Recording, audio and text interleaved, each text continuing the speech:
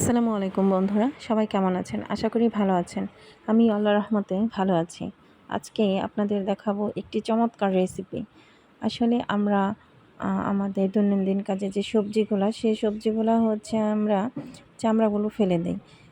এরকম একটা সবজি হচ্ছে পটল। পটলের চামড়া দিয়ে এত সুন্দর একটি রেসিপি করা যায়, তাই আপনাদের আজকে আমি দেখাবো। প্রথমেই আমি হচ্ছে এই পটলের চামড়াগুলো ভালো করে ধুয়ে নিয়েছি। যেগুলো ফেলে দেওয়ার সেগুলো আমি সুন্দর করে ধুয়ে নিয়েছি। ধুয়ে একটু হলুদ আর লবণ দিয়ে মেখে এখন এগুলোকে আমি একটা ফ্রাই প্যানের মধ্যে একটু ভালো করে ভেজে নেব।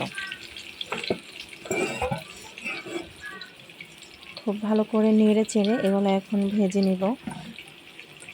ভর্তা পছন্দ করে না আসলে এমন মানুষ খুঁজে পাওয়া মুশকিল। আর আমার হাজব্যান্ড উনি তো ভর্তা হলে আর কোনো কথাই নেই, তাও যদি হয় এমন পুষ্টিকর আর সুস্বাদু একটা ভর্তা। আপনি যদি এইটা একবার আপনার স্বামীকে বানিয়ে খাওয়াতে পারেন তাহলে সারা জীবন আপনার নাম মনে রাখবে। I promise. এটা এত মজা হয় এই ভর্তাটা। আমি ভালো করে ভেজে নিচ্ছি।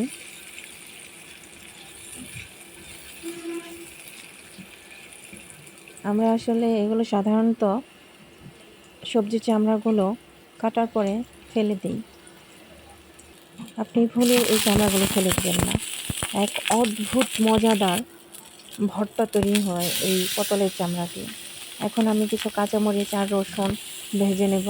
এক সাইডে দিয়ে দিলাম ৪-৫টা চিংড়ি। আপনি এটা শুকনা মরিচ দিয়েও করতে পারেন, তবে শুকনা মরিচ দিয়ে করলে হয় কি, যেহেতু চামড়াটা সবুজ, শুকনা মরিচ দিয়ে করলে একটা লালচে ভাব চলে আসে, দেখতে অতটা সুন্দর লাগে না। এই জন্য আমি কাঁচা মরিচ দিয়ে করেছি। আপনি ইচ্ছা করলে শুকনা মরিচ দিয়েও করতে পারেন। চিংড়িগুলো একটু ভালো করে ভেজে নেব। এটা আপনি যে কোনো মাছ দিয়ে করতে পারেন। আমার হাতের কাছে চিংড়ি মাছ ছিল, তাই আমি চিংড়ি মাছটা দিয়েছি। আপনি যে কোনো মাছ দিয়ে এই সুস্বাদু ভর্তাটা করতে পারবেন। আপনি এটার সাথে যদি বাদাম অ্যাড করে বাদাম আর পটলের চামড়া দিয়ে ভর্তা করেন, সেটাও অসাধারণ একটা ভর্তা হয়। আমি মাছ দিয়ে করেছি, তো আমার মাছ আর পটলের চামড়াটা ভাজা হয়ে গেছে। এখন হচ্ছে আমি এগুলো পাটায় বেটে নেব। এটা আপনারা ব্লেন্ডারেও করতে পারেন, কিন্তু পাটায় ভর্তা বানানোর যে স্বাদ, সেটা আপনারা আসলে ব্লেন্ডারে পাবেন না। তাই আমি আমার খালাকে দিয়ে এগুলো সুন্দর করে বেটে নিচ্ছি। খালাকে দিয়ে বাটানোর কারণ হচ্ছে আমার হাতের চামড়াগুলো উঠে গেছে, চামড়া পাতলা হয়ে গেছে, এর জন্য মরিচ ধরলে প্রচণ্ড জ্বালা-পোড়া হয় হাতে। তাই আমি খালাকে দিয়ে এই কাজটা সারিয়ে নিলাম। আমার এগুলো প্রায় বাটা হয়ে গেছে। আমার হেল্পিং হ্যান্ড আমার প্রিয় খালা, তিনি আমাকে সব রকম কাজে হেল্প করে থাকেন। তো হয়ে গেছে আমাদের এগুলো বাটা হয়ে গেছে। উঠিয়ে নিয়েছি একটা বাটিতে।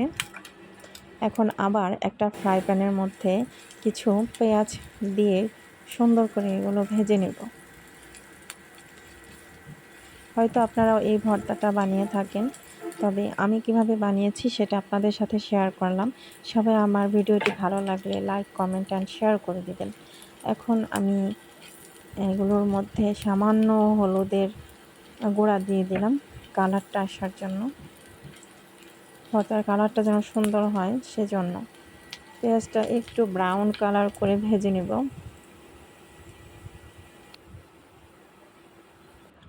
তারপর এগুলোর মধ্যে যে বেটে রাখা ভর্তাটা আমি দিয়ে দিব, দিয়ে ভালো করে নেড়ে চেড়ে ভেজে নেব। এই ভর্তাটা আপনি ফ্রিজে নরমালি ১ সপ্তাহ পর্যন্ত রেখে খেতে পারবেন, কারণ আপনার সবগুলো উপকরণ তেলে ভাজা হয়ে গেছে, সেজন্য খুব ভালো থাকবে ভর্তাটা। দেখুন আমার ভর্তাটা হয়ে গেছে। এখন একটা বাটিতে আমি উঠিয়ে নিলাম। দেখুন কত সুন্দর হয়েছে এবং লোভনীয় হয়েছে। একবার আপনার স্বামীকে করে খাওয়াবেন, দেখবেন আপনার নাম সারা জীবন মনে রাখবে। সবাইকে ধন্যবাদ।